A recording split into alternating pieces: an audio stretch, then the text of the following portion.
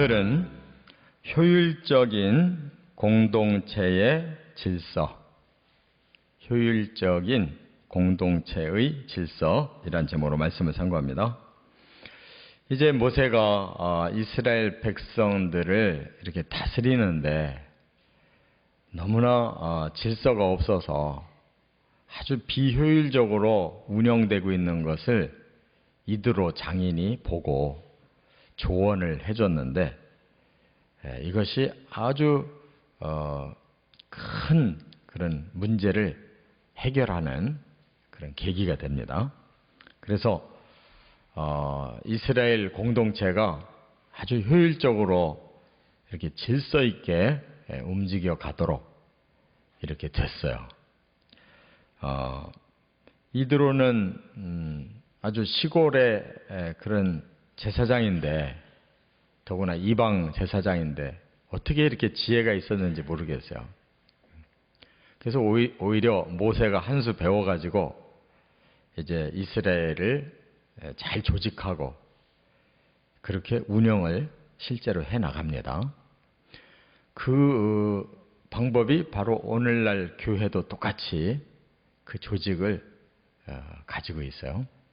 그리고 이 세상도 보면 바로 이런 방법으로 질서를 세우고 있어요.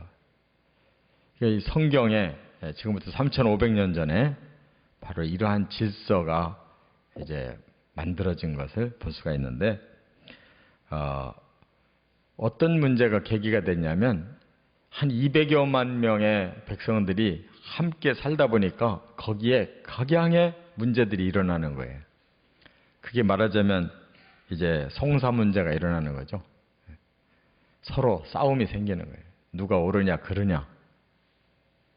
그래서 그 문제가 일어날 때마다 최고 지도자인 모세에게 오는 거예요.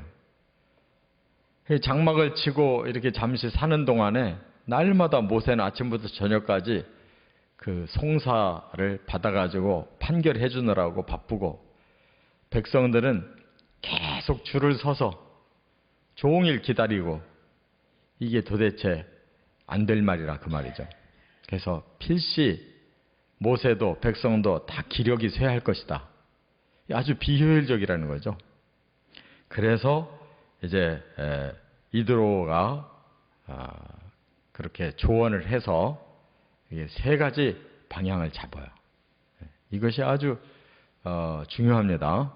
뭐 작은 가정에서부터 큰 국가 또 교회 공동체까지 이 질서가 필요한 거예요.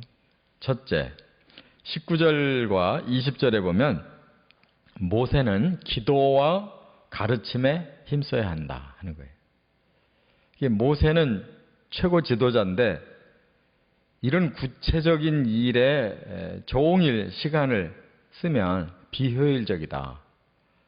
모세가 해야 될 일은 뭐냐? 기도와 가르침이 필요하다는 거예요. 기도는 왜 해야 되느냐? 하나님께로부터 물어봐야 되지 않냐 이거예요. 어떤 문제가 생겼을 때 하나님 이런 것은 어떻게 하는 게 옳은 겁니까? 라고 최종 그 뜻을 하나님께로부터 받아야 돼요. 그러니까 하나님의 일을 하는 지도자들은 첫째가 기도가 있어야 돼요. 기도 없이 자기 멋대로 생각하는 대로 하면 이 세상 것이 돼버리는 거죠.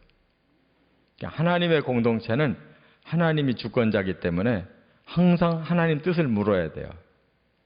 기도가 중요하다는 거예요. 어떤 문제가 일어났을 때 하나님 어떻게 하기를 원하실까? 하나님의 뜻이 뭘까? 하나님의 원리는 뭔가? 항상 우리가 기도를 힘써서 그걸 찾아내는 것이 하나님의 일이에요.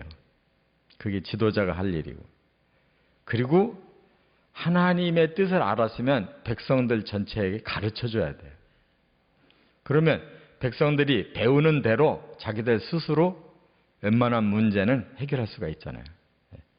온통 지식이 없이 그냥 무지하게 놔둬버리면 어떻게 해야 될지를 모르니까 전부 그 문제를 내놓을 수밖에 없고, 가르침, 교육을 하면 스스로 배운 만큼 자기 문제를 해결하고 이웃 간의 문제를 해결할 힘이 생기는 거예요. 교육이 그만큼 중요해요. 그래서 이 말씀 교육, 뭐 세상 사는 요령을 가르치는 게 아니라 하나님의 진리, 하나님의 뜻이 뭐냐를 항상 하나님의 공동체는 가르쳐야 돼요. 그래서 기도와 말씀 교육 필수인 줄 믿습니다. 두 번째, 21절과 21절부터 23절까지 보면 훌륭한 중간 리더를 세워 분담해야 한다 하는 거예요. 이게 모세 혼자 200만 명을 다스릴 수 없다. 그는 불가능한 일이에요. 그래서 훌륭한 중간 리더를 세워라. 그래서 그 리더의 제도를 부장제도를 세웠어요. 1000명을 책임지는 천부장, 또 100명을 책임지는 백부장, 50명을 책임지는 50부장, 10명을 책임지는 10부장 이렇게 세웠어요. 오늘날 군대도 뭐 분대, 소대, 중대, 대대, 뭐 연대, 사단 이렇게 커지잖아요. 군단 이렇게 커져요. 그렇게 그 조직을 나누고 작은 조직은 또 작은 조직대로 책임자가 있어야 되고 큰 조직은 큰 조직대로 책임자가 있어서 작은 문제는 작은 조직에서 해결하라는 거예요. 그게 해결이 안 되면 좀 더 큰 조직의 책임자가 그 일을 해결하고 그렇게 해서 천부장은 1000명까지는 자기가 책임지고 문제를 풀어주라는 거예요. 이렇게 중간 리더들을 세워서 서로가 일을 역할 분담을 해야지 혼자 다 할 수 없다. 이 너무 중요한 일이에요. 그런데 또 하나 중요한 일은 뭐냐? 과연 누가 훌륭한 리더냐? 성경적으로 훌륭한 사람을 여기 뭐라고 말씀했는가 하면 세 가지로 말했어요. 하나님을 두려워하며. 하나님 두려워한다는 말은 하나님을 잘 경외한다는 뜻이에요. 하나님 무서워한다는 뜻이 아니고 하나님을 잘 경외한다. 하나님 말씀이라면 그냥 절대 순종할 수 있는 잘 믿는 사람. 두 번째는 진실한 사람. 겉과 속이 틀리지 않는 사람. 정직하고 바른 사람이어야 된다. 세 번째는 불의한 이익을 미워하는 사람. 뭐 욕심이 너무 많으면 부정한 일을 저지르잖아요. 그러니까 너무 욕심 많고 돈 밝히고 이런 사람 안 된다는 거예요. 이렇게 훌륭한 중간 리더를 세워서 그들에게 공동체를 그만큼 운영할 수 있는 권한도 주고 의무도 줘라 이렇게 말씀했어요. 그러니까 협력해서 일을 해야지 단독으로 하면 안 된다. 또 그 조직의 질서를 잘 세워서 모두가 같이 따라줘야지 그 질서를 무시하면 안 된다 하는 거예요. 그 다음에 이제 세 번째가 24절부터 27절에 크고 어려운 일은 모세가 재판해야 한다 하는 거예요.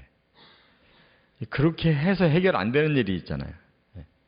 10부장부터 1000부장까지 거쳤는데도 해결 안 된다.